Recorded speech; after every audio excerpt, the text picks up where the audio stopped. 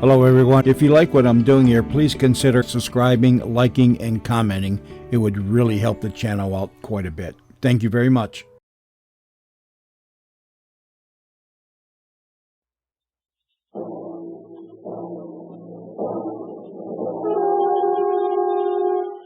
I deal in crime.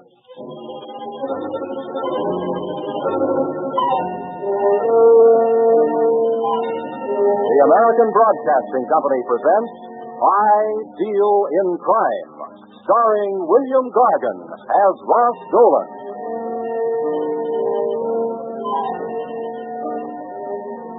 My name is Ross Dolan, and in case you're inclined to say so what, pull up a chair and listen to this. I've been a private investigator for 10 years, except for a short hitch in Uncle Sugar's Navy. I've been a seaman on an LSP, a gunner on a PT boat, and even made a parachute jump. That last I don't care to discuss. And just yesterday, they decided to get along without me, so I found myself on my way back to my old hangout, my office in the Melrose building. It was 8 o'clock at night, raining cats, dogs, and several other forms of livestock. I shrugged my way through the main door. Nothing had changed. The foyer still had those silly gilt figurines chasing each other around the molding. The tile floor hadn't split any wider, and the paint was just as cracked as before. Even the elevator man hadn't changed. He just added another dozen wrinkles to that piece of saddle leather he called a face. I called 4th floor. Okay. His light blue eyes lit up with a friendly gleam you'll find in a pair of 2-cent marbles. The floor slid past as we went up. Finally, the rickety old contraption slid to a stop. I got out and walked down the hall. I stopped at 404. On the door, I read Ross Dolan, printed in gilt letters, and below it, private investigation. I was home again. The cab driver tried to gyp me out of a buck. My shoes had sprung a leak in a puddle, and that granite puss of an elevator man didn't even say hello. Yeah, I sure was home again. I slammed the door and fell along the wall for the light switch. For just a moment, I looked out the window and got a panoramic gander at the town I knew so much about. Underneath all that neon and stucco, it still looked cheap and vulgar, or rich and beautiful, depending on your viewpoint. Right now, it looked cheap and vulgar. I lit the lights. The office was clean, thanks to a note I'd shot the building super a week before. I went through my mail, a couple of personal things, a bill from the Chronicle for my new ad. That's about all. I was about to take off my wet shoes when I heard the elevator grunt to a halt on my floor. Light footsteps came toward me. The door opened.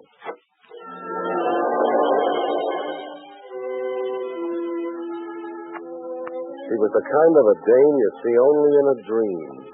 Tall, dark, and eyes that look as deep as a quarry pond on a quiet afternoon. This baby was classed from head to foot, and from elbow to elbow. She seemed surprised to see me and turned to go. Wait. What's your hurry? Sit down. Take it easy. Riding up and down that elevator is quite an emotional experience. I came up here to see Ross Dolan. Oh, that's fine. You came to the right place. But you're not Ross Dolan. You're a sailor. Oh, you're wrong, beautiful. I am Ross Dolan, and I'm not a sailor. Uncle decided he could get along without me after today. Uncle? Yeah, Uncle Sugar. Uncle Sam. Otherwise known as the United States. Oh, that. That. Mr. Dolan, if you're just out of the service, you probably are in need of a job. Would you like to make some money? I'm afraid I would. Money and I have been strangers lately. And should I employ you, can you furnish references? Oh, get out your pencil, lady, and start writing them down. Or would you rather take a fast peek at my file cabinet there? Well, there's the National Life, the American Bank, Johnny Briggs down at Homicide, and, shall I go on? There's 10 years of references in that gadget. What are your charges? $25 a day plus expenses. I see. Just what is this job? And, not to be too pressing, just who are you?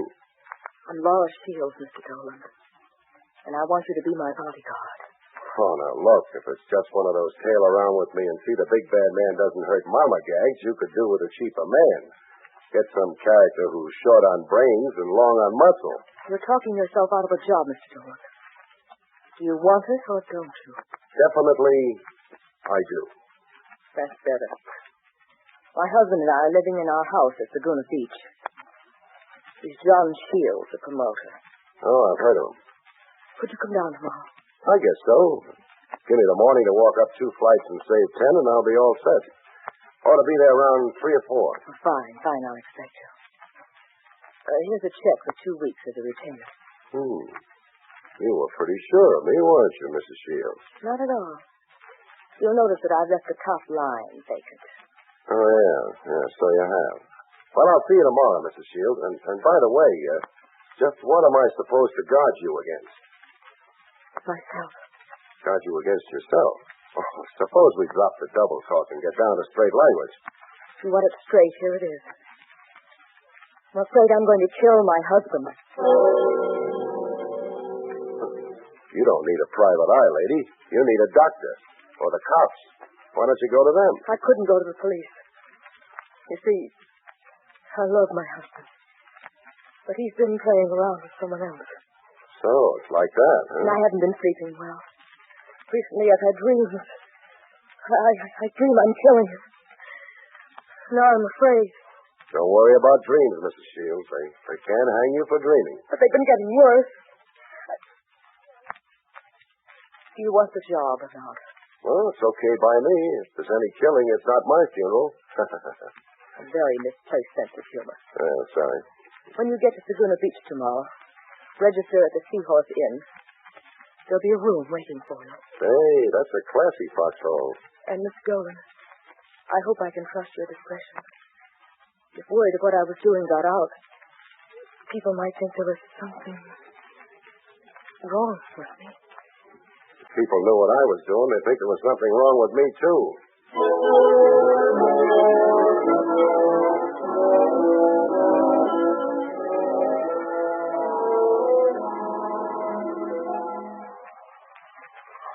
I got to Saguna about 3 the next afternoon. It was a typical coast town. Filling stations, drugstores, hamburger stands, and some kids shivering in their shorts. I asked a question. Where can I find John Sheilds? His home is on the West Highway. But if you want to see him in person, try Jarvis's Bluebird Inn across the street. Thanks.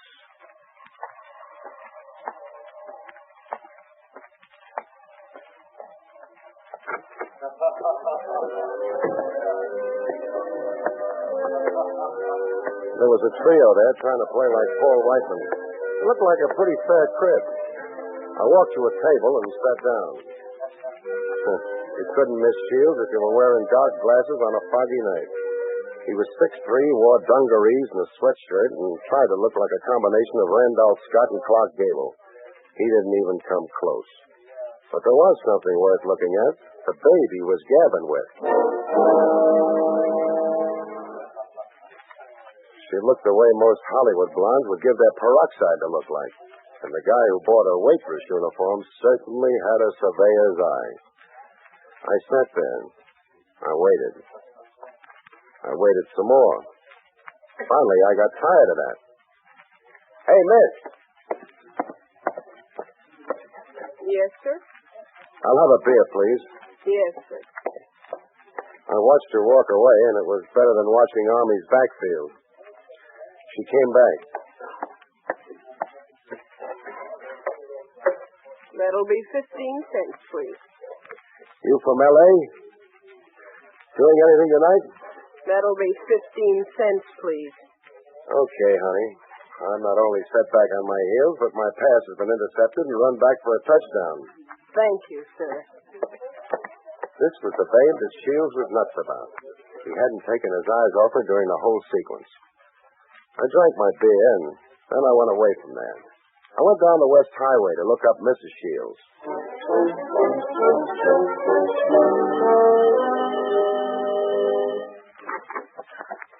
Dolan. Oh, I'm so sorry I wasn't home when you called before. But I had some errands to run and... Come in. Thanks.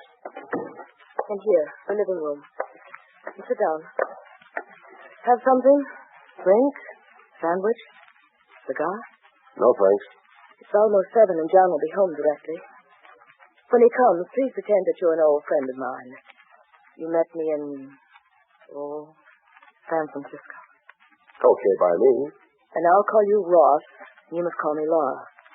That will ease things up a bit, and, you won't mind being an old friend. Lady, please. What have you been doing the past 4 hours? Oh, nothing much. Looking over Stigo on the beach. Watching your husband. John? Is he down at that... If you mean was he down at the Bluebird with the blonde, you can pick up your dot. There are times when I... Laura, hey, Laura, where are you? That's John. And remember the time we had all those dances on the roof? Well, what's this? Old home week? Oh, darling, this is an old friend from San Francisco, Ross Dolan. Ross, this is my husband, John. Hiya, Ross. Hello. You better get going with the canapes and the drinks, Laura. We're having a party. Oh, darling, again? Yes, again.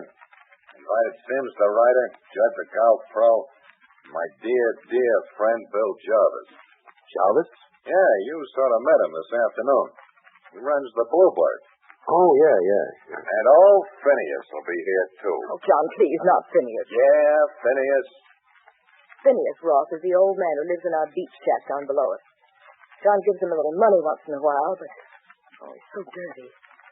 John always teases the poor old thing. Yes, sir, old Phineas. Sure is my meat. Oh, dear, please, not with Ross here. Who cares about him? Your friend, not mine. Let him in, Laura. And break out the drinks. Oh, Mr. John, come in. Hello, Mr. Shields. And Phineas, how nice to see you. Glad to see you. You sure look tipped up, Mr. Shields. Never saw you looking better. Yep. Look as fit as a fiddler crab. Ross, this is Phineas Baxter. And this is Bill Jarvis. Glad to know you. Howdy. This is Ross Dolan. Seems to me I've seen you. Oh, yeah, sure. You were in my place today. Well, Phineas, tell me, how's the beachcomber today, huh? Scraping much away from that old devil sea? I do all right, Mr. Shields. Mr. Shields, what kind of talk is that? You know, Dolan, Phineas here is something of a local celebrity. He's an author. Jonathan, please. Yes, sir, he's got something other folks in Saguna haven't got. But then, who wants it? You're quite a comic, aren't you, Mr. Shields? Ever thought of going on the stage? No, Mr. Dolan. Mr. Shields just having a little mite of fun at my expense. I don't mind. Yeah, that's right. John always read old Phineas. Forget that, you fellas.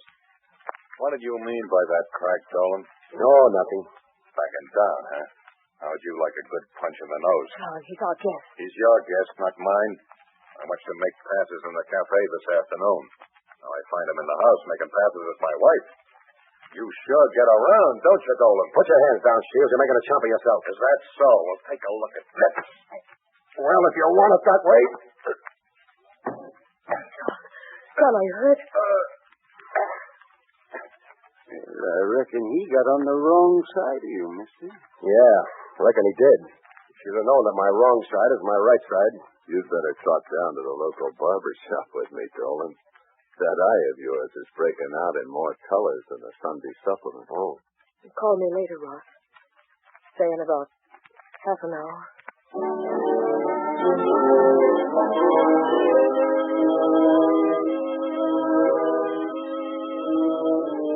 Jarvis and I went down to the local barber. He turned out to be a pretty good Joe. In about an hour or so, my eye looked almost human. When the barber got through, I walked into the phone booth and got Mrs. Shields on the phone. Everything is under control, Ross. How's Mr. Shields feeling? A little groggy, I guess. He took the car and went for a ride along the shore. Want me to come up? No, I'm all right. Besides, there might be complications. I'll see you tomorrow. Right. Good night. Good night, Ross. You better go to bed.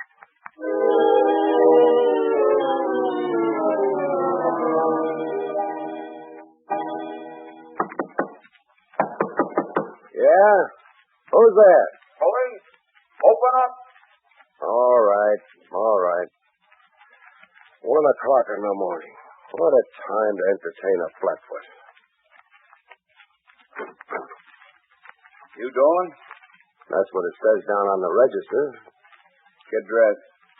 What for, mister? I just got undressed. Or reverse it, chum. We want you down at the station. Oh, that's a novelty. Whatever for, officer?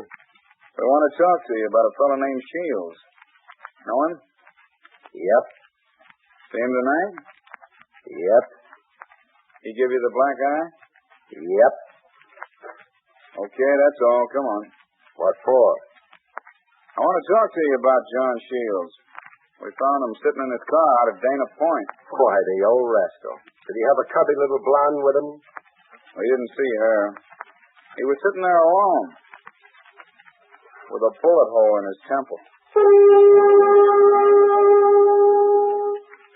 I guess I read too many dime detective stories while I was in the Navy, because I got the idea that all small-town coppers had red faces and big feet. Tommy Works had neither. He was an ex-homicide man from the big town police crew. He kept me in his office all night, and believe me, he knew all the questions. So, you're a friend of the family, is that Dolan? Yes, you might say that. Yeah, I might say it, but what I want to know is what you might say. What do you want me to do, Works? Break out my ever shop and tell you about my lifetime?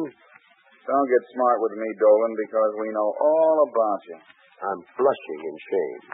Well, if you are, it doesn't show. We know that you never met the Sheilds anyplace before. Not until the other day when Mrs. Sheilds went up to the city and hired you. And what happened in the second chapter? We wonder why she hired you. Now, Pally, you got me. I was hired to come down here and get a shiner from her husband. See it?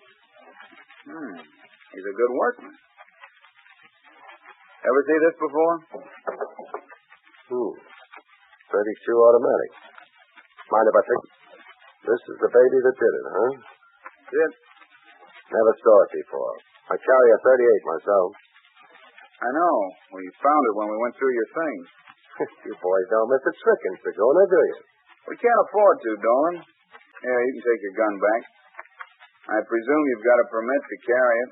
Didn't you find that, too, when you went through my stuff? Here's something for your book, Sonny. The only fingerprints on the death gun were John Sheilds. There are powder burns on his temple. That would make it suicide. Maybe. Except I remember that appearances aren't always what they seem to be. Ah, Works, old boy. You've been cribbing from the copybooks again. Okay, smart guy. Here's another thing. Don't leave town. Why, I wouldn't dream of it. I love the quiet air here in Saguna Beach. Never mind Weisenheimer. Beat it for now and tell Mrs. Sheilds I won't need her anymore either. She's waiting outside. Oh, is she your guest, too? You might call it that. And Dolan. Yeah? Keep your nose clean. Oh, I do, pal. That's why I carry this box of Kleenex. Ross, is everything all right? Come on, Mrs. Shields. Let's get out of here.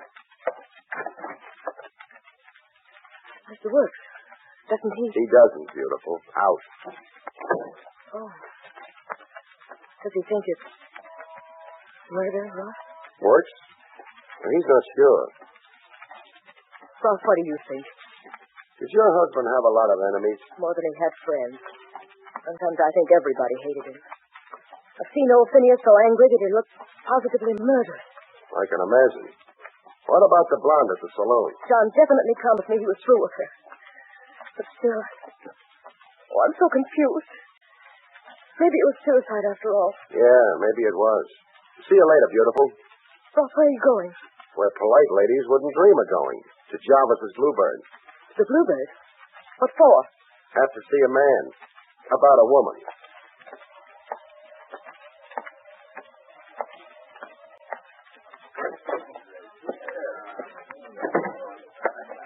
Hiya, Jarvis. Well, this is my black-eyed friend, Mr. Dolan. How's the glimmer this morning, Dolan? How does it look to you? It looks like it needs a drink. Have one? Thanks.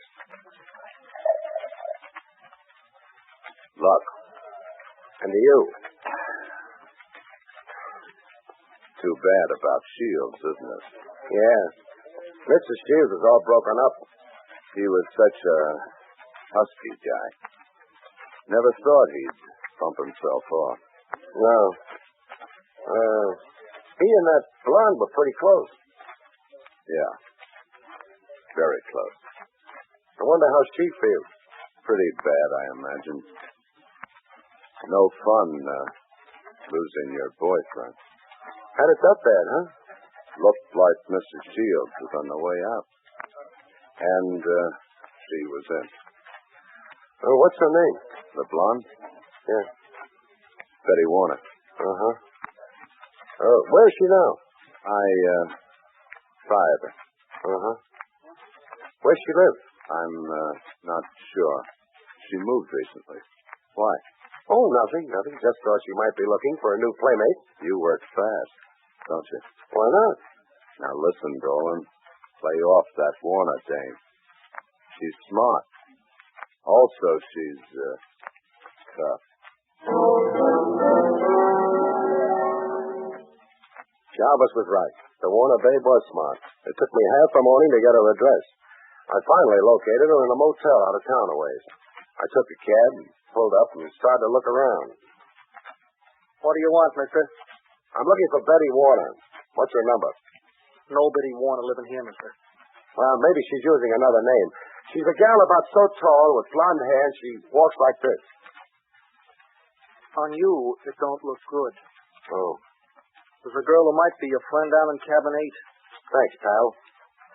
What might your name be? It might be Smith. Yeah, that's what they all say.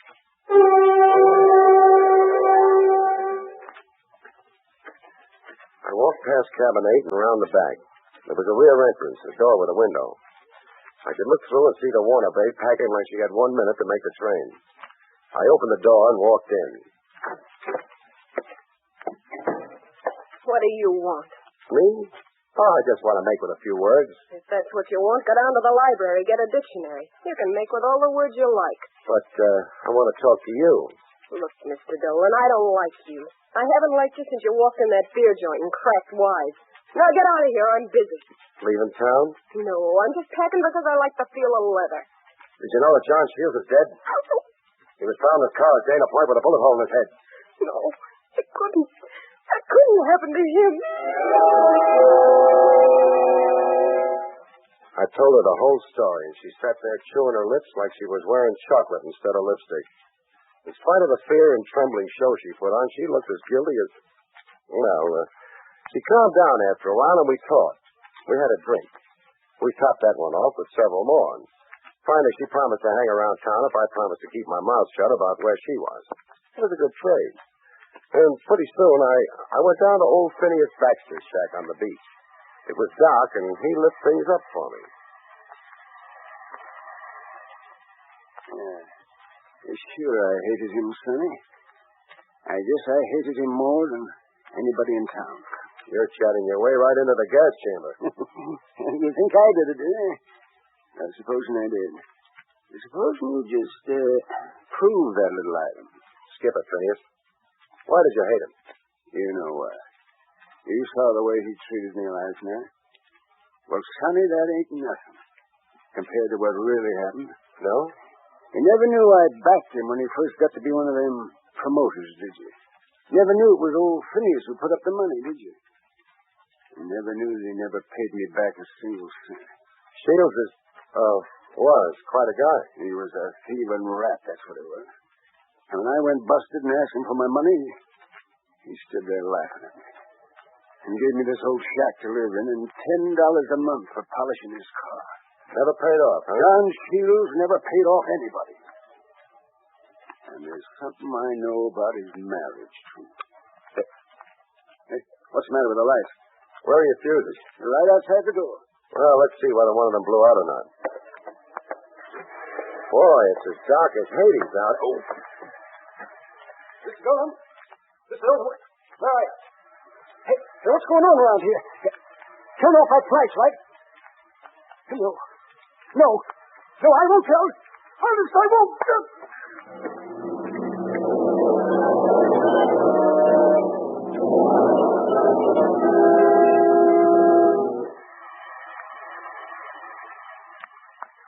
The noise boomed around in my head, and I was sure I was back on the beach at Okinawa with the guns going full blast. Then I opened one eye and sat up in a hurry. I looked for old Phineas and found him lying on the sand next to me. Somebody had used an iron bar on him. He wasn't so nice to look at. I tried to remember what had happened just before the lights went out and remembered only one thing. Phineas saying, There's something I know about his marriage. My gun was gone, but I still had my flashlight. I looked over Phineas's place very carefully. Oh, very carefully. And found what I was looking for. Also, the old man's gun, which was something else I wanted. I staggered back downtown and made a long-distance phone call. Then I went on an errand.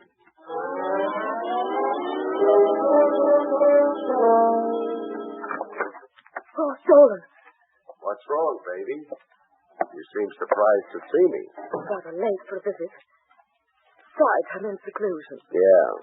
I'm beginning to get the drift of the whole thing. Where is he? There's no one here. Oh, you're drunk. Look at your head. It's all bloody. I'm going to call the police. You're not going anyplace. Where is he? Let go of me. Let's drop the injured and grieving wife pose, huh, baby? Where's Jarvis? How do I know where Jarvis is? What are you talking about? It's a little late, Mrs. Sheilds. When I looked around Phineas's shack, I found out all about it. I found the old man's scrapbook. Or didn't you know he kept one? Ross, listen. Let me tell you all about it. Baby. Let me tell you. You wanted to get rid of John Shields the worst way, and you hoped to set me up as a fall guy. Or the dame down at Jarvis's joint. She could be a fall guy. You're crazy. I could have divorced him. It doesn't gel, beautiful. You forget the scrapbook. There's a little item in there. It tells about a woman who was paroled from a mental hospital into the custody of a man who married her. A man who wouldn't divorce her because he was in love with her. Oh, yeah, Shields was a louse, all right, but he was in love with you. That's why he was making a big play for the Warner Babe, trying to make you jealous. But you were nuts about Jarvis, who was an ex-con. I could kill you. Like you knocked off Shields? When he went for that ride, you were in the back seat. You fed him a Mickey in his last drink. Then you took his gun, held it in your handkerchief, and shot him through the temple. Gosh, listen, now you can do it. It was Jarvis. He did the whole thing. He planned it all by himself. He forced me to help him. Okay, Laura. I might have known you'd pull that reach, Dolan. I was afraid you weren't going to make it, Jarvis. Or were you in the kitchen all the time? You're a pretty smart handy-andy, aren't you, Dolan? Just stand where you are. You were the one who knocked off the old man. You followed me, didn't you? You're talking, Dolan. And you killed old Phineas when you saw he was going to spill. I think I'm going to let you have it. No, you fool. Someone will hear the shot. So what? I've got Dolan's gun. I'll hold it in a handkerchief like you did to your old man. Then you'll find the body. Just like that, huh? Yeah. Just like that. Well, Dolan, it's been nice knowing you. Like they say in Spanish, hasta mañana. Yeah. Hasta mañana.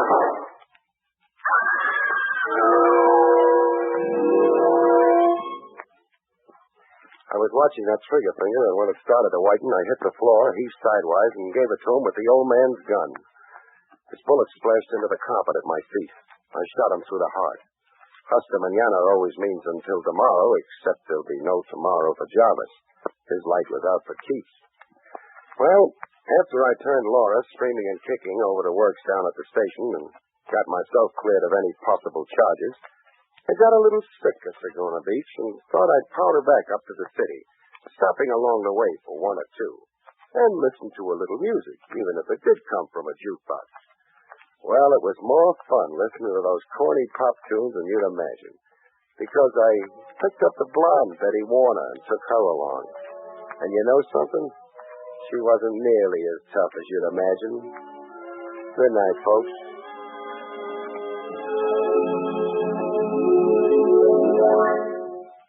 Don't forget to listen again next week, same time, when you will hear William Gargan say, I deal in crime.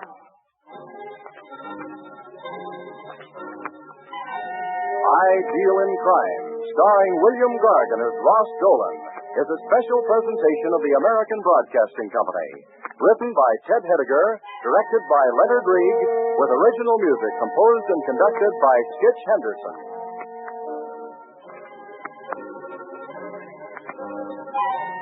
Dresser Dahlstead speaking. I Deal in Crime came to you from Hollywood. When it comes to the business of making music, we know one fellow who's dean of them all. It's Paul Whiteman. Paul has picked some songs that have proved they're here to stay, the top tunes of yesterday. It's a show you'll enjoy called Forever Tops. This is ABC, the American Broadcasting Company. Thank you, Dresser. Did you get his name? Dresser Dahlstead? That's his name. He was quite a well-known announcer.